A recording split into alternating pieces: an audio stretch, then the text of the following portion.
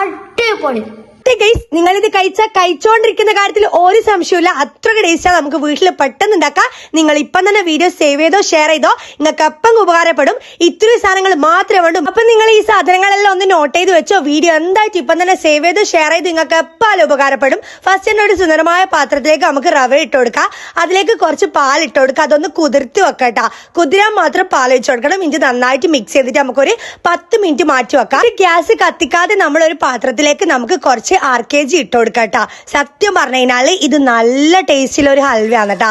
എന്നിട്ട് ഗ്യാസ് കത്തിച്ചിട്ട് നമുക്ക് നട്ട്സ് ആയിട്ടുള്ള ബദും അണ്ടും ചെറുതായിട്ട് കട്ട് ചെയ്തത് ഇട്ട് കൊടുത്തിട്ട് ഒന്ന് റോസ്റ്റ് ചെയ്ത് കൊടുക്കാം. എന്നിട്ട് നല്ലൊരു സുന്ദരമായ പാത്രത്തിലേക്ക് മാറ്റി കൊടുക്കാം. എന്നിട്ട് സെയിം പാനിൽ തന്നെ 3 സ്പൂൺ RKG ഒഴിച്ചു കൊടുക്കാം. ഇത് എന്തിനാന്ന് വെച്ച് കഴിഞ്ഞാല് നല്ലൊരു മണം വരും കേട്ടാ. നമ്മളെ ഹൽവക്ക് നല്ല സ്വാദുമായിരിക്കും RKG ഇട്ട് കഴിഞ്ഞാല്. എന്നിട്ട് അതിൽ പഞ്ചസാര ഇട്ടിട്ട് നമുക്ക് രണ്ടും കൂടി നന്നായിട്ട് മിക്സ് ചെയ്ത് കൊടുക്കാം. ഒരു 10 മിനിറ്റ് മിക്സ് ചെയ്യുമ്പോൾ തന്നെ ലോ ഫ്ലെയിമിൽ വെച്ചിട്ട് മിക്സ് ചെയ്യുമ്പോൾ തന്നെ ഈ ഒരു കളർ നമുക്ക് കിട്ടും.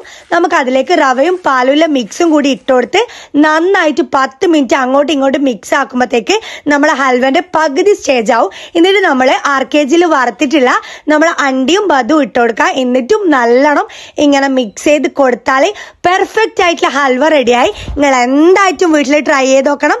ഫീഡ്ബാക്ക് അറിയിക്കണം. നമ്മൾ ഫോളോയും കൂടി ചെയ്യണം കേട്ടോ.